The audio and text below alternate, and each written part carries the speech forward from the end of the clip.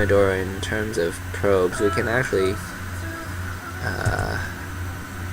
where's the income? He's actually slightly ahead in terms of minerals and gas. But where is he in army?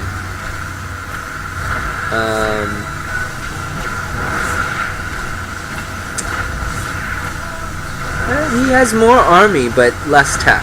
So, I mean, overall, Zenidor's army is stronger on pound for pound, as it were.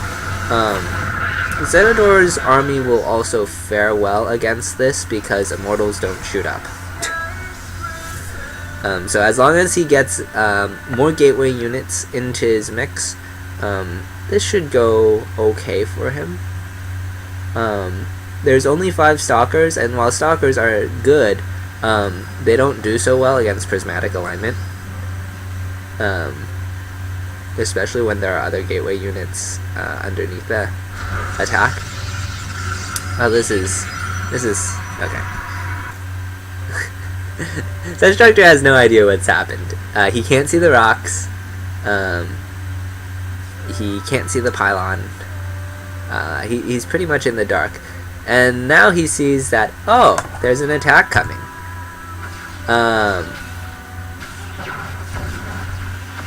So Zenidor is going to charge. More stalkers are in the mix now. His Void Rays are going to, well, one of them is going to prismatically align, start attacking stalkers.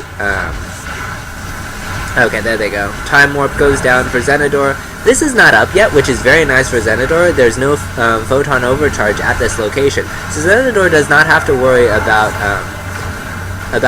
microing his army out of range of a photon overcharge. Some force fields will go down to protect his sentries and stalkers from the zealots of Destructor. And with this third Void Ray coming in, and Destructor's gateway forces being overrun, I don't really see him holding this, especially with such a close reinforcement pylon for Zenidor.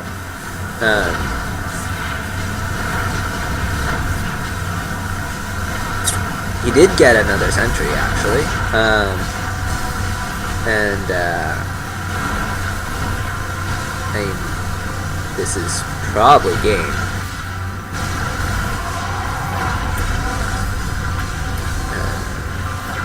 That immortal will fall. Zenidor will continue to warp in. Actually, Destructor might feel that his hidden base gives him more than it actually does. We'll see what happens.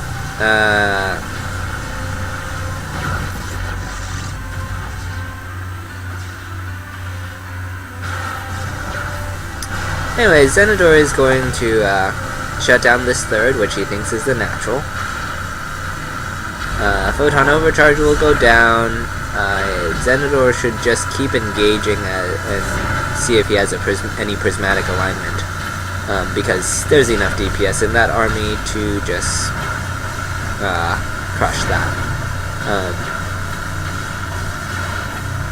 Especially with how many different targets the Nexus Cannon would have to attack.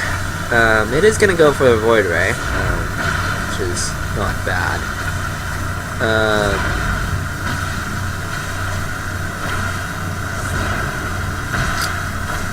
Autopilot on the cannon. And that's done with. Zenidor has not resumed probe production, so his forge is going though. So his progression is basically +1. I think. What's that, +2? No, that's +1. So his progression is +1. He means to continue with his pressure until he ends this game one way or another. The Immortal being out is nice against the Stalkers, but it will not help him against the Void Rays, obviously. And I mean, the Zealots don't care about an Immortal much either.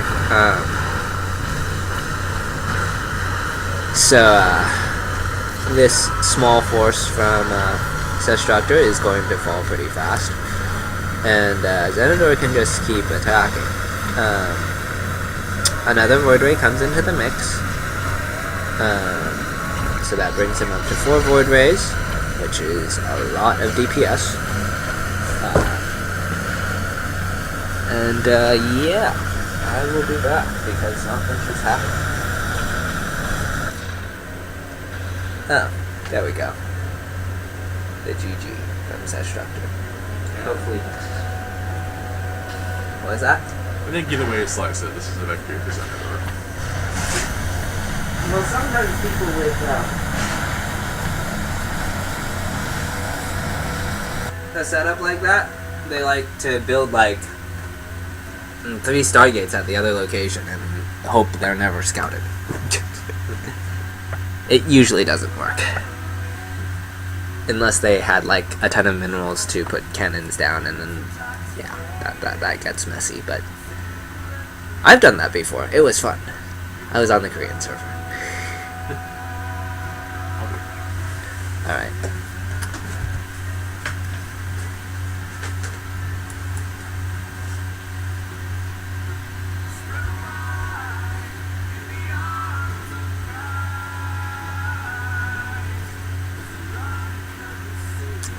So we're going to go back to WCS now.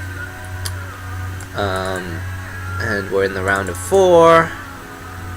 And I'm going to load Polt versus Bomber.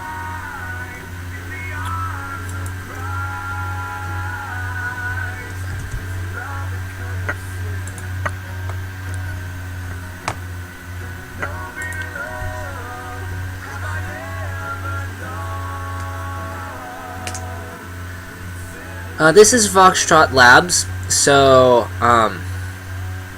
we just played on this map. You saw a PvP on this map. TVT, kind of similar in that it's a mirror matchup. Now, because TVT is primarily about tank position and drops, there is one factor, or there are a couple factors that make it a little different. First off, taking your third is not as difficult in TVT as it is in PvP or ZVZ here, because you have tanks. However, I will note that you guys can't see what I'm doing. I will note that in the TVT matchup, all of this is very defendable, because it forces your opponent to go through this. Your opponent really only has 1 point of entry, unless they drop, and that's where things can get complicated. So essentially, what you'll see a lot of people do is they'll like build 4 turrets right here, or something like that. But then, if they get dropped here, they have to pull their army back still, and yeah. Anyways, if you'll introduce our players. Alright. Spawning in the top left, the Red Terran, CM Storm's Polt.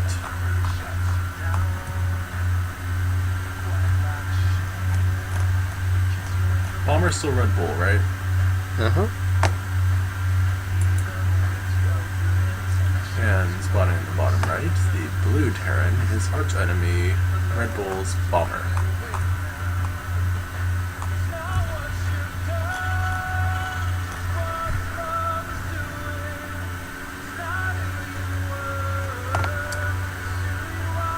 So,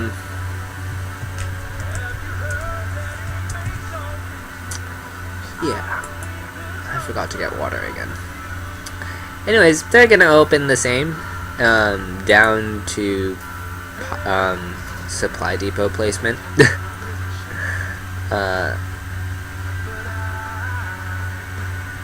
it's so early in the game. It really, I mean, the only point of difference that could potentially occur is the supply depot could be placed out here.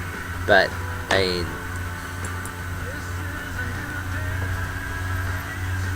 okay. Why would I put a supply depot out there instead of in here? The only reason why I can... there's basically one reason you might do that. And that's if you're expecting the potential for cheese and you don't want to waste time scouting. So essentially, if I'm playing if I'm at this level, which I'm not, but if I were, and I were playing a Korean that is not particularly known for cheese, because he is Korean and the Korean mentality is to play as economic as possible, I am putting myself as at a disadvantage to build my supply depot out there because he's not trying to cheese me. So I'm not going to get any information by doing that. So building it at home makes more sense. On the other side, if I'm playing someone like Jim or Max said, who, while they're not necessarily known for cheese per se, they have been at times, but simply because they play on the play in the Chinese arena, where essentially the idea is cheese or be cheesed. I might build my supply depot out there, just because they might cheese me. There is a higher probability that that will happen. So, it's a safeguard for that. Anyways, Bomber is going to go for a CC first. No, it's just funny shaped. It's a barracks, standard. I was like, why would you get a CC when you took gas? I didn't know. Am I missing something? Yes, I am. I'm misreading buildings. That's what I'm doing. And okay, so here's another alternative, is that when you build your barracks, you can build it in a location that cuts off any further proxying, vision-wise. I sort of incorporate a similar idea, is that when I play PvP in gold or under, I will build my pylon like in vision of the ramp. That way I know if the Protoss is cannon rushing me. Because in gold or lower, that's all they do. But if I'm playing it platinum or higher, I will probably expect I will expect something more like 4-gate pressure, something that takes a little more skill. So I'm going to build my pylon where it is safe, as opposed to where I would use it to figure out where my opponent is attacking. It's like, if I build the pylon out there, by the photon overcharge, but so that's what I need. I need to use a photon overcharge against a 4-gate. I don't need a photon overcharge against a cannon rush. So that's the same sort of reasoning. Uh-oh. Oh boy. What's worse? Yeah. There we go. I don't know why I did that. Wait! No! We just...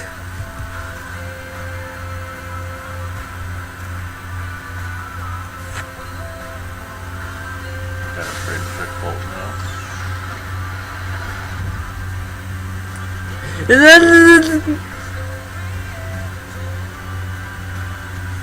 It's okay, it's everywhere. I'm being trolled. I don't know why it does this, but this is not the first time this has happened, and so anyways, Polt is going to scout, and he will see that there are white squares. No, in all seriousness, he will see that it is